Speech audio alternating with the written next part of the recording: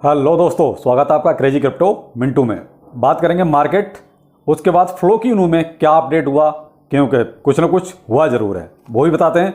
एलयूएनसी में क्या चल रहा है, बाइनेंस ने क्या बोला है, और बिटगट और बेबी डॉज इनमें क्विक अपडेट कि कल के लिए आपको क्या ध्यान रखना है। चलिए पहले लेते हैं मार्केट। देखिए मार्केट थोड़ा सा भी ग्रीन हो गया, यानी कि 20,000 के आसपास जो है रहा, लेकिन अभी फिलहाल जो BTC का प्राइस है वो 19,900 पे चल रहा है। अब यहाँ पर क्या हुआ, हल्का सा जो ग्रीनरी आई, इसको हम ये नहीं कहेंगे कि यहाँ से कोई किसी तरह का ट्रेंड है। जैसे आजकल एक वर्ड चला है ना, अक्टूबर, यानी अक्टूबर नहीं अक्टूबर, यानी कि अक्टूबर में कुछ शायद पंप या ग्रीन कह नहीं सकते, ये क्या सोच के नाम रखा गया, ये तो देखिए साहब जिन्होंने रखा वही बता सकते हैं।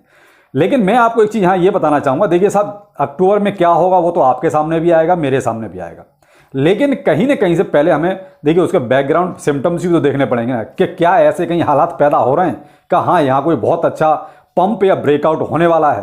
पहले देखिए कुछ तो पहले बैकग्राउंड में होना चाहिए ना कि हाँ ऐसी चीज़ें आ रही हैं, इसलिए यहाँ से बहुत अच्छा एक हमें पंप मिलने वाला है। लेकिन यहाँ थोड़ा सा एक अक्टूबर में हम प्रिडिक्शन कर सकते हैं कि ये प्राइस अपना देखिए 20,500 के आसपास तक तो जा सकता है। इसको अगर ब्रेक करता है तो उम्मीद की जा सकती है, लेकिन 20,500 को अगर ब्रेक नहीं करता है तो फिर देखिए हम उतनी ज़्यादा उम्मीद नहीं कर सकते। क्यों? कहीं से भी कोई बहुत अच्छी न्यूज है ही नहीं। अच्छी न्यूज होगी तभी तो मार्केट ऊपर जाएगा। तो इसलिए आप अगर जहां भी आपको प्रॉफिट बनता है ना, उसको लेते रहिए, उसी में बेनिफिट रहेगा। अब आ जाते हैं हम फ्लोकीनू। फ्लोकीनू में देखिए साहब अभी एक पिटीशन का दौर चल गया है कि यानी कि प्रेशर बनाओ।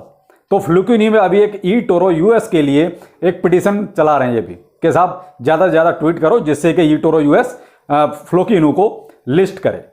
तो देखिए ये पिटीशन बाजी तो एक अलग चीज़ है, आप उनकी फॉर्मेलिटीज़ पूरी कीजिए तो मुझे लगता है एक्सचेंज अपने आप ही कर देंगे, लेकिन ठीक है भाई अपनी तरफ से मेहनत करनी चाहिए, तो शायद फ्लोकी वाले इस चीज़ को कर रहे हैं। बाकी FB पर फ्लोकीनू बहुत ज़्यादा ट्रेंडिंग में रहता है। FB पर आप ये मान लीजिए वर्ल्ड की 3rd मोस्ट पॉपुलर वेबसाइट है इनकी, जहां लगभग जो है 1.79 बिलियन यूजर पर डे इसको यूज करते हैं। यानी कि FB पर ये इतना पॉपुलर इनकी वेबसाइट है जो पर डे इतना यूज की जाती है। तो पॉपुलैरिटी तो है ही कहीं ना कहीं FB की, और उसके ऊपर फिर फ्लोकीनू। तो फ्लोकीनू कुल मिला के देखा जाए बेशक मीम कॉइन है, छोटा कॉइन है, लेकिन अपनी पहचान बना रहा है।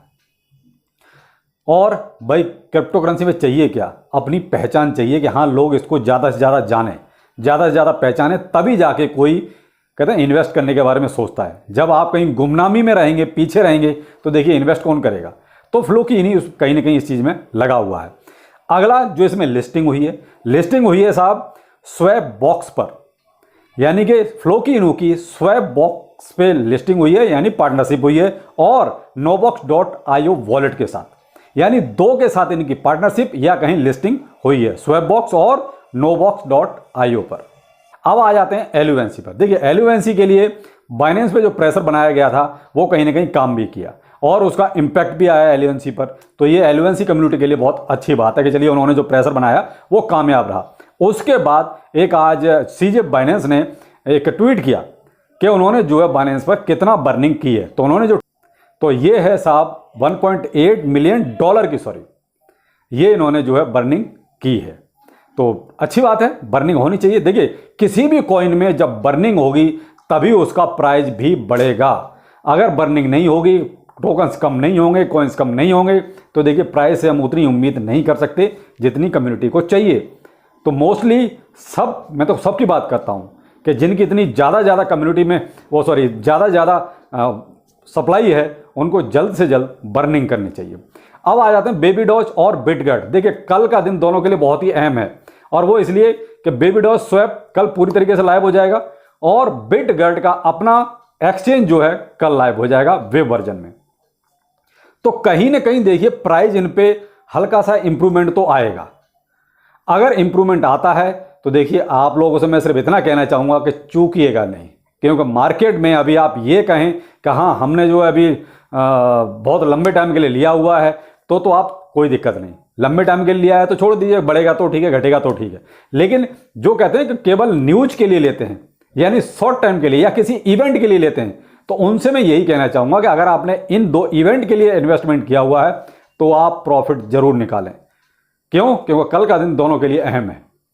तो इसलिए जैसा आपने कर रखा है, जो सोच के इन्वेस्टमेंट कर रखा है, उसी हिसाब से आप अपनी स्ट्रेटजी के हिसाब से चलिए। तो मैं तो यही कहूँगा कि जिन्होंने केवल इन इवेंट के लिए इन्वेस्टमेंट किया था कि साहब बेबी डॉज का स्वैप आएगा, हम ये करेंगे, उसके बाद आउट।